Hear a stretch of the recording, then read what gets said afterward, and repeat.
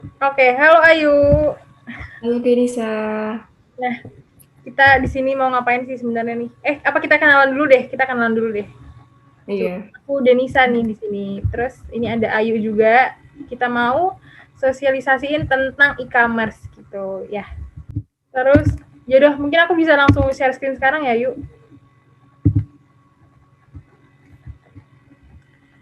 BTW jangan dimatiin nih videonya karena kita juga muncul. Jadi kita kelihatan lah ya, yang ngobrol tuh ada 2 orang gitu. Oke, jadi ini silakan yuk kita mulai aja presentasinya.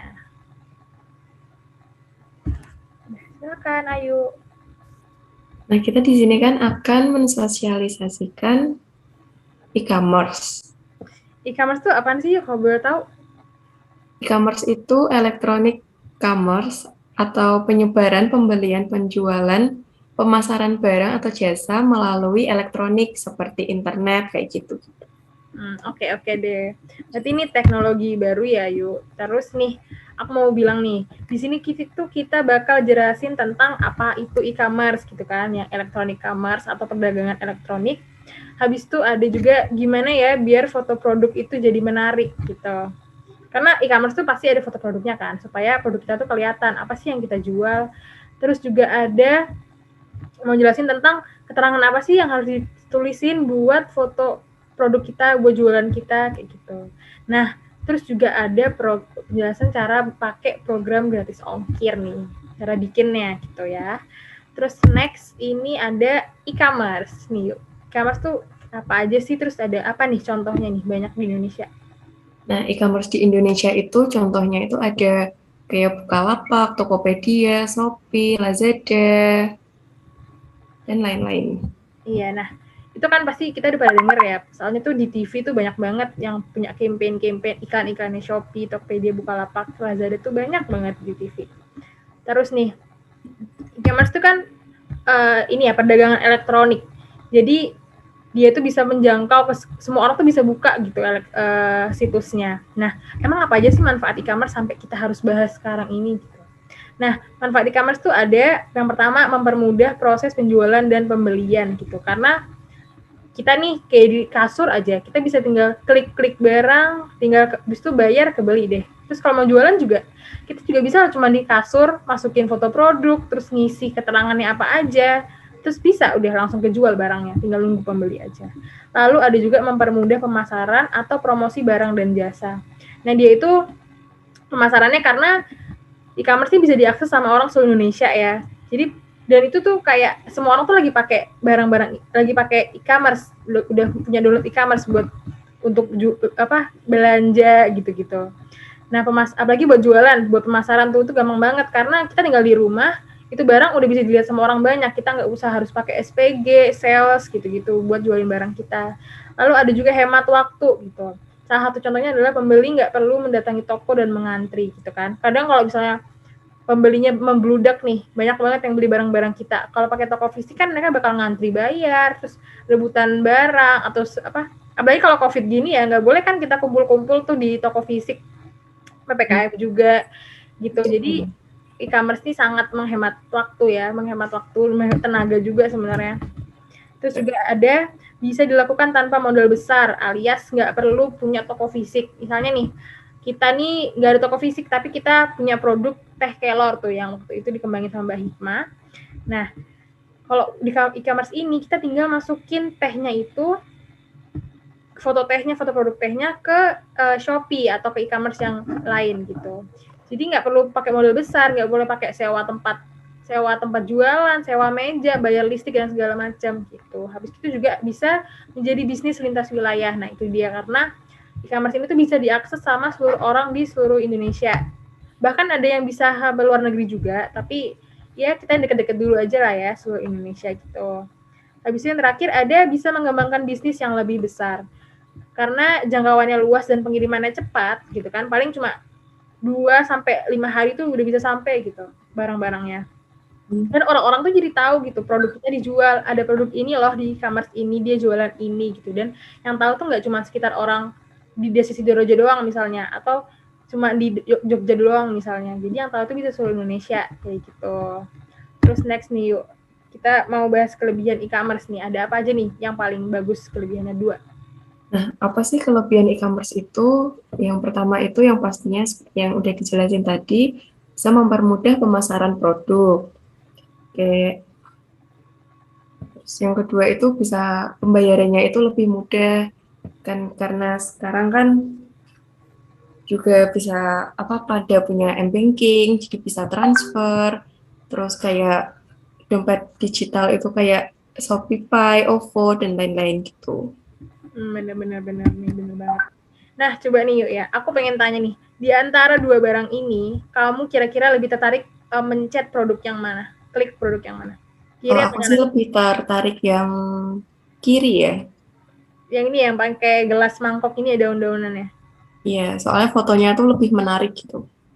Tuh kan, iya bener banget.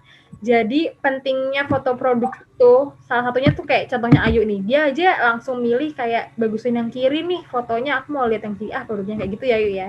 Nah, Iya. kayak gimana sih foto produk tuh pentingnya, coba dibaca deh yuk. Jadi kan foto produk itu kan juga penting buat menarik pembeli gitu ya. Jadi penting gitu buat menunjang toko online ya. Jadi biar kita tuh bisa nggak kalah saing sama toko online yang menjual barang yang sama gitu. Jadi kita saingannya selain lewat harga itu kan ya bisa juga lewat foto produknya karena kalau lebih bagus orang akan lebih tertarik gitu. Nah, yang penting dari melakukan foto produk adalah pertama kita harus punya kamera. Kameranya nggak perlu bagus-bagus juga ya, yuk ya. Kayak bisa kok pakai kamera handphone, bisa banget. Apalagi handphone sekarang tuh pada canggih-canggih, kameranya pada bagus-bagus. Habis gitu juga kita harus atur pencahayaan. Jadi nggak mungkin dong kita foto produk tapi di tempat remang-remang misalnya atau di tempat gelap, kecuali pakai blitz ya. Kecuali ada konsep di mana mau foto produk itu cuma pakai blitz gelap-gelapan kayak gitu. Terus juga ada kita harus butuh background gitu. Background tuh buat apa sih? Kalau aku ya, lebih biasanya tuh lebih sering foto produk dengan background polos karena produknya jadi lebih menonjol dan jadi kayak kelihatan gitu. Kita mau jual produk ini loh gitu. Bukan malah kayak misalnya kita mau jual produk teh kelor misalnya, tapi backgroundnya itu warna-warni, terus kayak backgroundnya itu gedung-gedung gitu-gitu kan kita jadi gak fokus nih apa nih yang mau dijual nih teh kelor apa gedung gitu kali ya. Terus habis itu kalau produknya pakaian biasanya atau tas gitu-gitu. Oke, kayaknya Ayunya ada masalah koneksi ya, jadi aku lanjutin dulu sendiri aja. Itu kita bisa pakai model buat pakaian-pakaian gitu. Jadi kita tuh bisa tunjukin pakaian ini nih kalau dipakai sama orang tuh gimana sih bentukannya gitu. Habis itu ada juga kita perlu sudut pengambilan gambar. Contohnya aja nih kita kalau foto diri kita sendiri deh, kan pasti ada kita tuh kadang ada yang kelihatan gendut, kok kelihatan tinggi, kelihatan pendek gitu-gitu ya. Nah, itu juga harus disesuaikan sama produknya. Jadi kita harus punya sudut pengambilan gambar yang misalnya label produknya tuh kelihatan jelas, misalnya kayak gitu. Terus juga yang produknya tuh kelihatan jelas gitu, jadi nggak burem-burem, nggak ketutupan kayak gitu. Yang terakhir ada namanya edit foto. Kalau dirasanya foto sekali jepretnya itu masih kurang bagus, kayak misalnya, ini terlalu ngiri deh, ini kurang crop di sini, kurang crop di situ gitu, atau warnanya kurang terang. Itu kamu bisa aplikasi edit foto. Nah, edit foto itu bisa dari handphone kok, bisa dari aplikasi, dari galeri sendiri, tinggal diedit, ntar tambahin exposure-nya, atau mau di crop, atau mau nah itu bisa gitu. Oke, jadi tunggu sebentar ya. Aku mau undang Ayu lagi balik ke sini. Oke?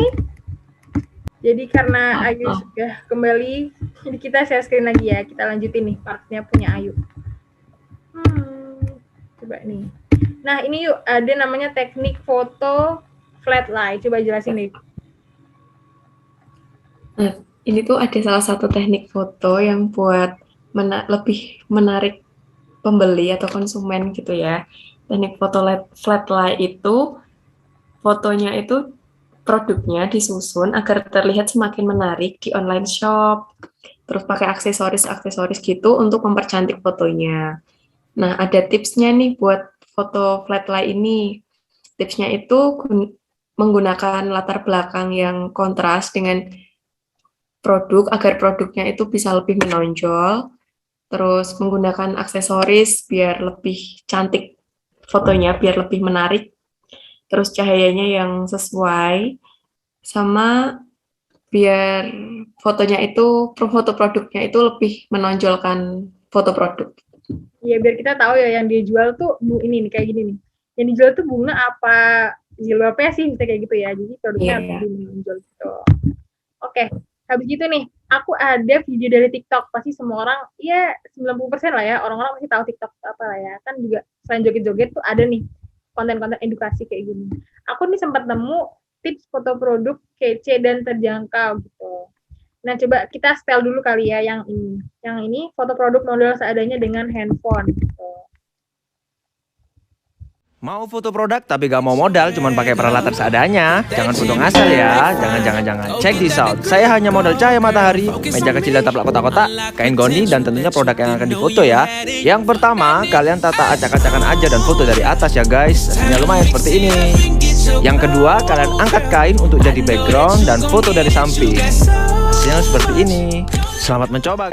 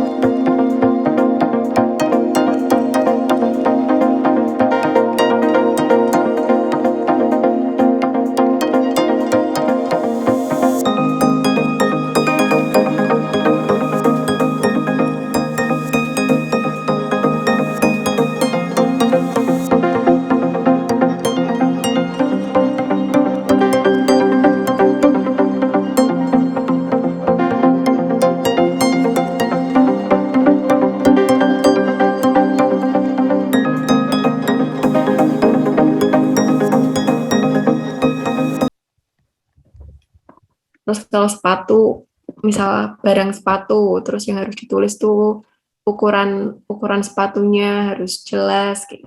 Kalau foto untuk makanan minuman, kita harus tulis daftar bahan dan komposisinya. Jadi misalnya ada yang haram atau gimana kita tahu gitu ya, kayak kalau haram yang nggak dibeli, termasuk status halal dan haram gitu. Atau enggak kalau daftar komposisi itu misalnya ada yang orang nggak bisa makan gluten, tapi komposisinya nggak ditulis gitu kan. Jadi kalau kita beli kan jadi salah gitu ya.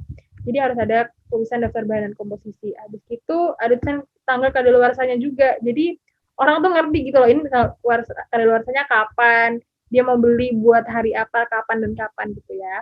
Habis itu ada juga tempat produksi. Ini optional sih. Tapi it's okay kalau bisa dikasih. Jadi kita bisa misalnya menonjolkan desa Sidoarjo ini udah memproduksi ini loh. Gitu. Jadi lebih keren. Habis itu ada untuk aksesoris fashion gitu. Kayak kalung atau anting atau gelang gitu. Itu bisa juga kita ditulis bahan dan size-nya gitu. Apalagi kalau cincin ya, kan ada kayak size 2, 3, 4, 5 kayak gitulah. Itu juga bisa ditulis biar nggak salah pakai ya. Ntar malah kayak kecilan apa kebesaran gitu kan. Habis itu ada juga jam tangan. Ini juga tempat produksinya. Kalau ini penting sih menurutku, karena kadang itu tempat produksi itu menjamin kualitas barang juga ya kadang-kadang. Habis itu ini kayak termasuk baterai apa enggak kan, kadang tuh orang-orang tuh pada komplain kok jam tangan yang nyampe mati sih, padahal emang dari dasarnya nggak termasuk sama baterai, cuman dia nggak nulis aja di description box-nya. Terus juga ada hobi dan mainan, ini kayak mainan-mainan ya, ditulis aja ukurannya seberapa, berapa kali berapa, bahannya apa, dan umur yang cocok. Jadi kayak ada kan bahan-bahan yang nggak boleh tersentuh, atau apalagi untuk anak-anak kecil yang suka gigit-gigit, itu kan ada bahan-bahan yang nggak boleh dipakai kayak gitu. Habis itu ada juga perlengkapan olahraga, itu juga untuk ukurannya ya yang diperlukan, kayak baju olahraga misalnya. Kan bisa ketat tuh. Nah, kalau nggak ada ukurannya takutnya kekecilan, kebesaran gitu kan. Atau enggak kayak yoga mat, alas buat yoga gitu. Ada ukurannya, takutnya kekecilan, apa cuma sepetak atau gimana gitu ya. Habis itu fotografi, ini ya seperti biasa, pasti ada modelnya dong. Gitu, sama ukurannya, masa garansi, dan voucher. Voucher itu yang ditulis ya udah itu nilai vouchernya dan masa aktifnya sampai kapan. Oke, selanjutnya ada Shopee nih yuk. Apaan nih yuk? Tinggal jelaskan silahkan. Nah, kita tuh di sini mau bahas tentang Shopee. Jadi Shopee itu aplikasi jual beli online yang dapat diakses menggunakan HP. Oke, gitu ya. Jadi emang semua orang kayaknya punya ya Shopee ini kayak udah mendunia. Yang lebih terkenal, yang lebih Bener, terkenal di kalangan kita. bener. Di TV juga banyak banget tuh iklan-iklannya Shopee. Nah, Shopee ini selain dibuat beli online doang, itu juga bisa dipakai buat jualan. Nah, namanya itu adalah jadi seller Shopee. Nah, gimana sih cara jadi seller Shopee-nya? Nah, nanti aku bakal input videonya di description box. Kalian bisa klik di sana, atau nanti aku masukin videonya di akhir video ya. Kayak gitu. Jadi, nah, ini untuk langkah-langkah tertulisnya aja dulu deh. Yang pertama harus daftar akun. Gitu. Buat mau jualan, jadi kita harus punya akun dulu. Nah, caranya adalah buka situs Shopee dari laptop atau handphone, lalu klik daftar, ntar ada tulisannya tuh daftar gitu, ntar klik itu dan isi apa yang diminta, isi semua yang diminta, lalu verifikasi nomor handphone dan email gitu. Nah, biasanya kalau lagi pertama kali daftar Shopee itu namanya itu masih berupa angka-angka dan berupa peraturan gitu. Nah, kalau untuk meningkatkan kredibilitas toko ya, kita tuh harus kita harus ganti nama tokonya. Kayak misalnya Denisa Jilbab gitu. Jadi kredibel gitu. Kelihatan kalau Denisa ini jualan jilbab gitu. Habis itu ada lengkapi profil toko. Itu ya itu juga ya termasuk agar supaya lebih kredibel. Jadi orang tuh pas ke toko kita tuh langsung kelihatan gitu loh. Ini orang jual apa produknya gitu kan. Nah, caranya adalah pilih saya, lalu toko saya, dan pilih asisten penjual dan profil toko. Nah, di profil toko ini kita tinggal lengkapin deh deskripsi apa aja yang diminta dan yang harus dimasukin gitu kan, kayak nama toko, deskripsi gambarnya, deskripsi produknya, lalu di okein di send ya. Terus gitu ada juga tentukan jasa kirim. Nah, jasa kirim ini pilih aja yang counter kirimnya tuh paling dekat sama wilayah, paling dekat sama desa Beji, paling dekat sama Jerejo. Misalnya yang dekat di sana itu JNE apa JNT gitu. Jadi kalau kita mau ngantar barang itu kayak nggak ribet harus jauh-jauh gitu perginya. Nah, FYI juga kalau pengiriman barang ini mereka tuh bisa kok pick up barang ke rumah. Jadi nanti pas kita mau barangnya sold misalnya dan kita mau ngirim barang, kan ada pilihannya. Barang akan diambil kurir ke rumah atau kita yang nganter ke tempat kurirnya. Jadi super simple gitu ya. Kita tetap nggak usah keluar rumah sebenarnya gitu. Habis gitu ada juga yang terakhir nih, kan pembayaran e-commerce gini kan biasanya kita lewat Shopee Pay gitu-gitu ya, atau uangnya itu nggak langsung masuk ke rekening kan ya. Iya. Juga buat mencegah penipuan biasanya, jadi bisa ada sortirnya gitu. Nah, jadi kita harus nih sebagai seller nih ya, kita harus nambahin rekening bank supaya akun yang ada di Shopee itu, uang yang ada di akun Shopee kita itu bisa kita transfer ke rekening bank. Nah, cara masukinnya rekening banknya adalah pilih rekening bank di seller center atau pengaturan saldo, lalu tinggal masukin informasi yang diminta. Biasanya tuh ada nama lengkap, nama yang sesuai dengan nama ATM, sama rekeningnya. Ntar tinggal verifikasi. Nah, itu tinggal ditunggu aja verifikasinya. Memang agak lama sih, bisa 3 harian gitu bisa, tapi ya ditunggu aja. Nah, setelah udah melakukan 4 step ini, baru deh sebagai seller kita bisa upload produk. Nah, upload produknya juga sesuai yang tadi ya, sesuai foto yang bagus sama keterangan yang diperlukan. Buat yang mau buka toko, caranya itu nanti klik yang profil saya, terus habis itu nanti kalian klik, kalau di sini aku karena udah bikin tokonya, tulisannya toko saya. Kalau misalkan yang awal itu biasanya tulisannya tuh mulai jual. Nah, nanti bakalan muncul halaman defaultnya tuh kayak gini, masih kosong. Terus habis itu tinggal klik aja yang di pojok kanan, pengaturan atau settingnya. Habis itu lengkapi pengaturan akunnya, kayak profilnya, alamatnya, sama kartu rekening banknya. Emailnya juga harus sudah diverifikasi ya. Terus nanti tinggal klik tambahkan produk. Isi data tentang produknya dari mulai foto, nama produk, deskripsi, kategori, sampai yang terakhirnya.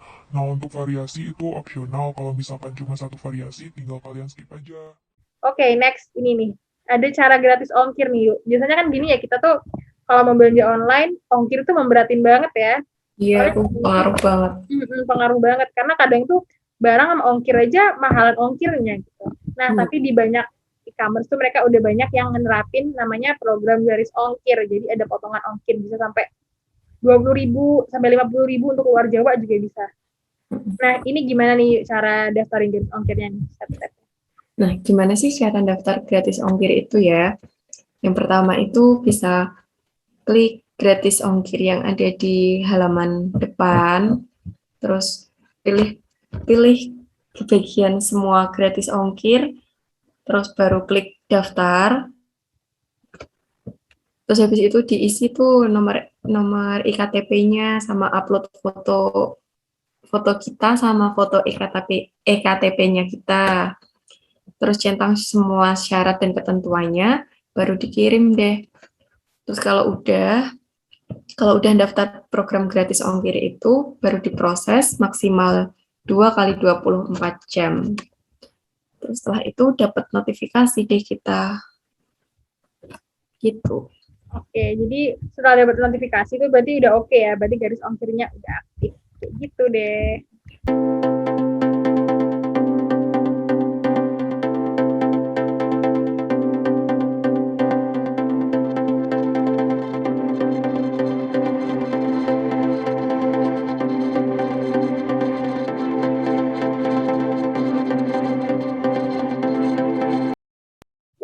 Udah sampai di akhir slide penjelasan tentang social e-commerce kita. Nah, jangan lupa nanti ya untuk tutorial cara upload barang dan cara mengaplikasikan gratis ongkir nanti ada di description box. Oke? Makasih juga Ayu gitu. Thank you.